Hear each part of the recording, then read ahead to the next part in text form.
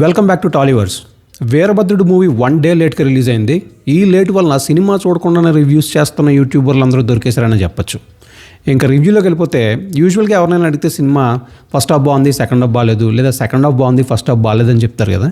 But ఈ cinema మాత్రం first half second half రెండు బాగున్నాయి, కానీ సినిమా మాత్రం యావరేజ్గా ఉందని చెప్తారు.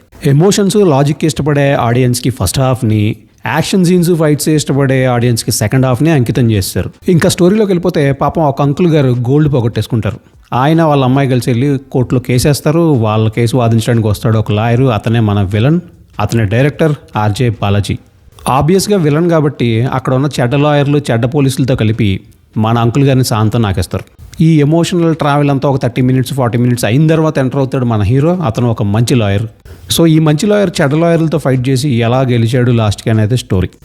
నేను అనుకోవడం ఏంటంటే మన డైరెక్టర్ ఆర్జే బాలాజీ ఒకే రోజు జై భీమ్, కాంతారా సినిమాలు 2 చూసుంటాడు. 2 సినిమాలని స్టైలిష్గా తీయాలని డిసైడ్ అయిపోయి ఉంటాడు. సో ఫస్ట్ హాఫ్లో జై భీమ్ని స్టైలిష్గా తీసి, సెకండ్ హాఫ్లో కాంతారాని స్టైలిష్గా తీసి మన మీదకి వదిలేశాడు. ఫస్ట్ హాఫ్లో అంకుల్ గారు ఛత్రపతి సినిమాలో ఎల్బీ శ్రీరామ్ లాగా మనందరినీ ఎమోషన్తో కట్టిపడేస్తారు. సూర్య గారి క్యారెక్టర్ మంచి ఎనర్జెటిక్గా స్క్రీన్ మీద కనిపించినంతసేపు ఆడియన్స్ని బాగా ఎంగేజ్ చేస్తుంది. ఇంకా ఆర్జే బాలాజీ విలన్గా ఎస్జే సూర్య ఎలా చేస్తున్నాడు ఏంటి అనిపిస్తుంది, బట్ స్టిల్ బాగానే ఉంటుంది. ఇంకా మ్యూజిక్ బీజిఎంకి మన కొత్త బక్కోడు సాయి అభ్యంకర్ బాగానే న్యాయం చేశాడని చెప్పాలి. సో ఓవరాల్గా ఇవన్నీ పాజిటివ్స్ అనమాట. ఇంకా నెగిటివ్స్ గురించి మాట్లాడుకుంటే నేను బాగా అందరికన్నా మిస్ అవుతుంది ఎవరినంటే శ్రీనివాస మూర్తి గారిని. ఆయన ఇంతకుముందు సూర్యకి డబ్బింగ్ చెప్పేవాడు.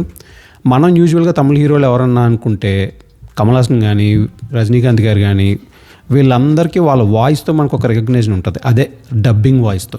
సూర్య గారికి కూడా ఎముడు డైలాగ్స్ అన్నీ కూడా ఆ వాయిస్ మన మైండ్లోంచి వెళ్ళిపోదు. అలాంటిది ఇప్పుడు సూర్య గారి ఓన్ వాయిస్తో వినాలంటే కొంచెం తేడాగా అనిపించింది నాకు. డబ్బింగ్ అండ్ డైలాగ్స్ కూడా అంత బెటర్గా అనిపించలేదు. ఇది ఒక బిగ్గెస్ట్ మైనస్ అని చెప్పొచ్చు. ఇంకో మైనస్ ఏంటంటే ఫస్ట్ హాఫ్లో ఉన్న ఎమోషన్కి, సెకండ్ హాఫ్లో ఉన్న యాక్షన్ హడావుడికి రెండింటికి సింక్ అవ్వదు. సో ఎక్కడో కనెక్షన్ మిస్ అయిపోతున్నట్టు అనిపిస్తుంది. అదొక బిగ్గెస్ట్ మైనస్. ఇంకా త్రిషా గారు సినిమాలో ఉంటారు, జస్ట్ రెమ్యూనరేషన్ తీసుకున్నాను కాబట్టి సినిమాలో నేను ఉన్నాను అన్నట్టు యాక్ట్ చేస్తారు. లుక్స్ కూడా అంత బెటర్గా అనిపించవు. ఇలాంటి చిన్న చిన్న మైనస్లను పక్కన పెట్టేస్తే ఓవరాల్గా సినిమా అయితే నాకు బాగానే అనిపించింది. ఇంకా రేటింగ్ అంటే 3 out of 5 stars అంటాను నేనైతే.